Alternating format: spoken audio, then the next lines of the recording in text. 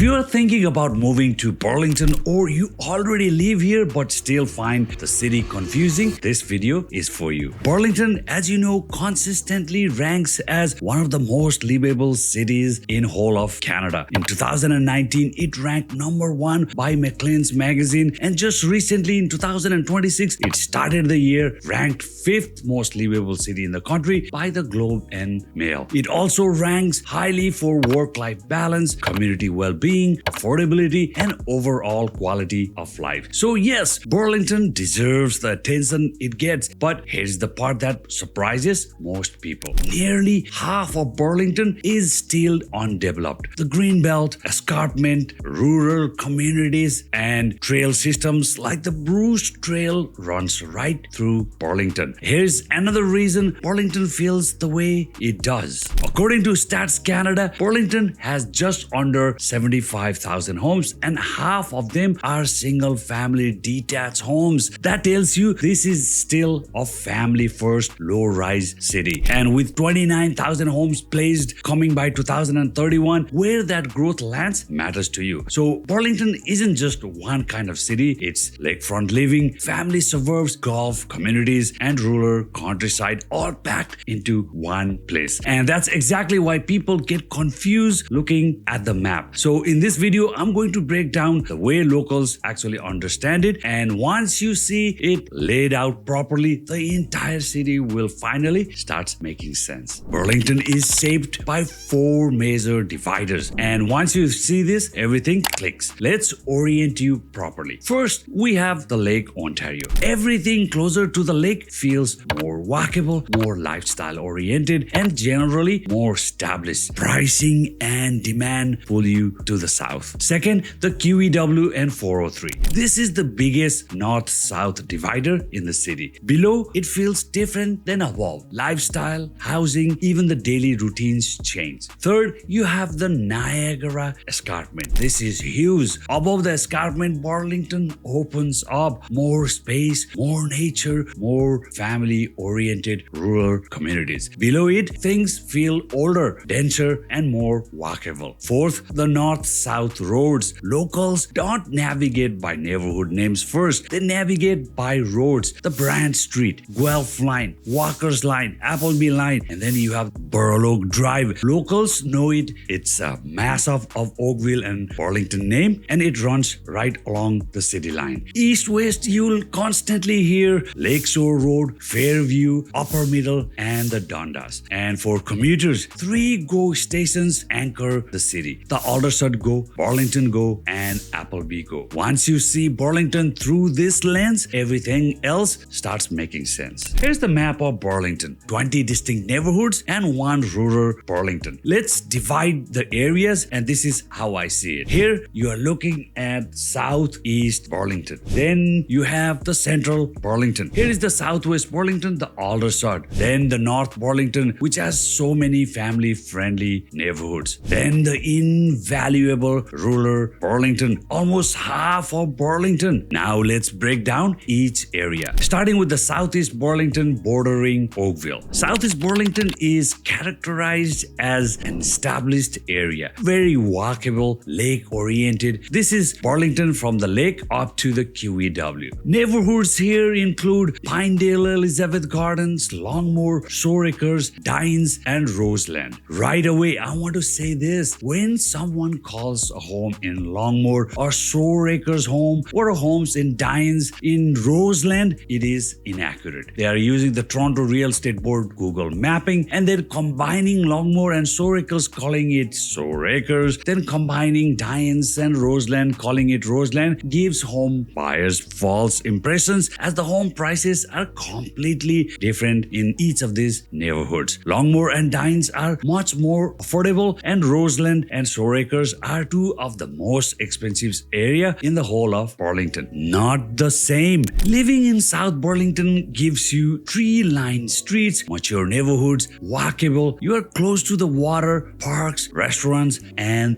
the year-round events. The local highlights here include your Burloak Park and the waterfront, Paleta Mansion Ground, many lookouts along the lake, easy access to GO station and highways. Housing here is primarily older homes. homes, bungalows, split levels, rebuilt customs, and some condos closer to the lake. Lots tend to be larger, streets quieter, and demand is very consistent. This area is perfect for people who value walkability and lifestyle, professionals and downsizers, buyers who want long-term stability. Then the Go commuters, the Toronto workforce. Neighbor to neighbor, here's what I have to say. Southeast Burlington carries a lifestyle premium, especially closer to the lake, and that's driven by how livable it feels day to day. If you are looking for deep dives into each neighborhood, please visit my website RealtorBasnet.ca and check out the Burlington neighborhood pages. You'll find great details there. Next, let's talk about Central Burlington. The Central and Maple area sits right in the heart of Burlington, roughly between Brand Street and Guelph Line and south of Upper Middle all the way to the lake. It's not flashy, and that's exactly the appeal. The lifestyle here is quiet, practical, and very livable Burlington. You'll find tree-lined residential streets close to everyday essentials like the groceries, schools, parks, and then easy access to Fairview, Brand, and the Guelph Line. And you also have access to downtown right at your doorsteps. You are not buying a destination lifestyle here, you're buying day-to-day ease. It feels settled, stable, and neighborly. The housing here reflects Burlington's growth era.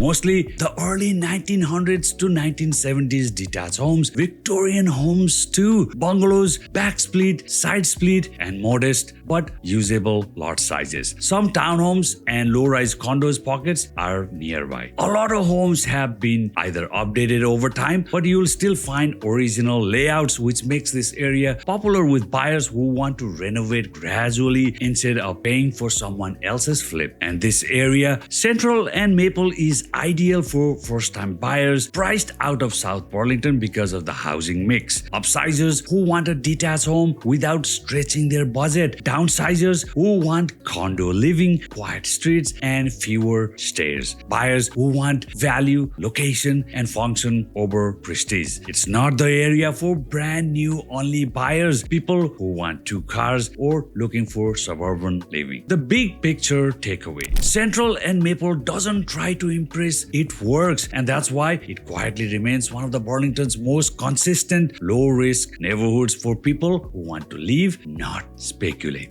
Now let's talk about North Burlington. Now we move north of QEW and south of Dundas. Newer family-focused neighborhoods. Many family-friendly neighborhoods include Tyandaga, Brant Hills, Mountainside, Heron Forest, Palmer, Millcroft, Tansley, Alton Village, The Orchard. You have a wide selection. Living here feels like newer subdivision in some areas, and it's good for younger families. Lots of playgrounds and trail. This is where Burlington opens up into the escarpment. The local highlights here are Tyandaga Golf Course Community, Millcroft Golf Course Community. Then you have the escarpment trails and views. Large parks woven into neighborhoods, newer schools and plazas, especially in the Alton Village. Housing here primarily newer homes, detached townhomes, and some condos. Depending on which neighborhood you focus on, lots are smaller than in the south or the central Burlington, but layouts are modern and efficient. These areas are suitable for young families, buyers who want newer construction, people who value trails, green space, and the community amenities. Those comfortable with a car-dependable lifestyle. Neighbor to neighbor, North Burlington trades walkability for space, newer homes, and nature access.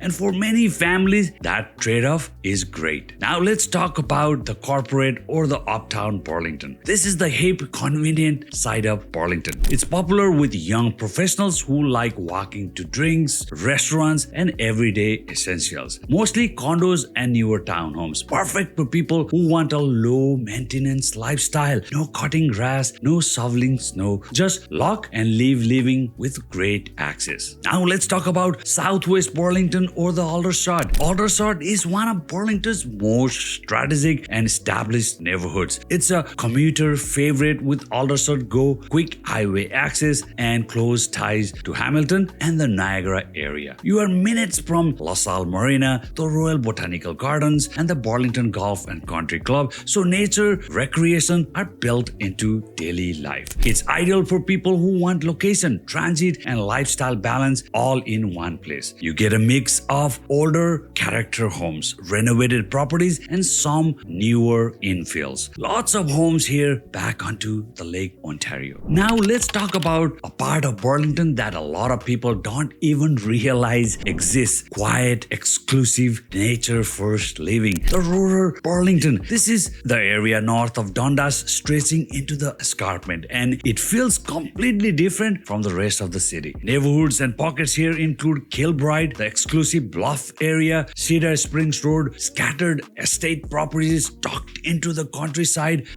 Kilbride in particular is one of the Burlington's most exclusive rural communities. Large estate homes, long driveways, privacy. I'm going to make a separate video highlighting Kilbride itself, and you're gonna love it. Life here feels peaceful, quiet. It's dark at night in a good way. Just look up, lots of stars with no light pollution. You are also surrounded by nature. Mount Nemo Conservation Area, Lowville and Lost Forest style parkland, endless trails, cycling routes, and conservation area. There are campgrounds, outdoor clubs, and some of the best golf courses in and around Burlington woven into the landscape. You'll also find the Burlington Executive Airport right here, which serves private aviation, flight training, and business travel. It's part of why this area attracts entrepreneurs and executives who value discretion and access. Now, here's the important reality check with rural living. Most homes here are not connected to the city services. That means septic systems, well water, propane, or oil heating, longer drive times for groceries and schools. It's not better or worse, it's just a different lifestyle. Rural Burlington is perfect for people who value privacy and space, buyers who want estate-style living, nature lovers, horse owners, those who don't need daily walkability. But it's not ideal if you want quick errands, sidewalks and cafes, transit access, or low-maintenance living. Rural Burlington isn't about convenience. It's about intentional living, choosing quiet, land, and nature over density. And once you experience it, you understand why people who live here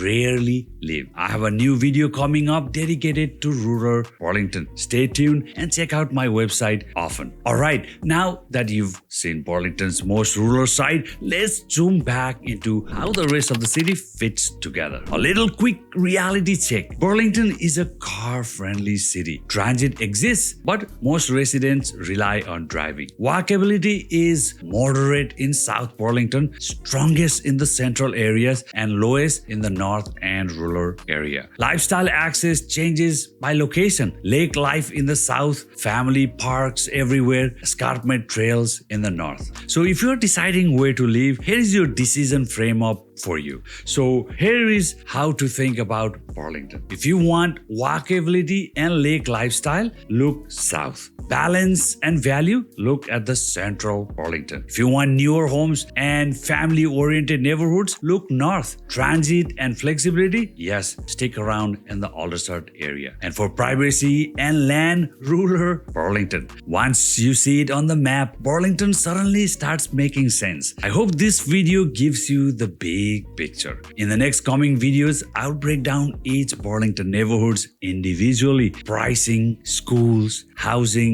and who each area is really for. And whether you are thinking about moving in 60 days or 6 months, make sure you subscribe so you don't miss those neighborhoods deep dives. If this helped, hit like, follow for more local insights on Burlington and Oakville. And I'll see you again in the next video.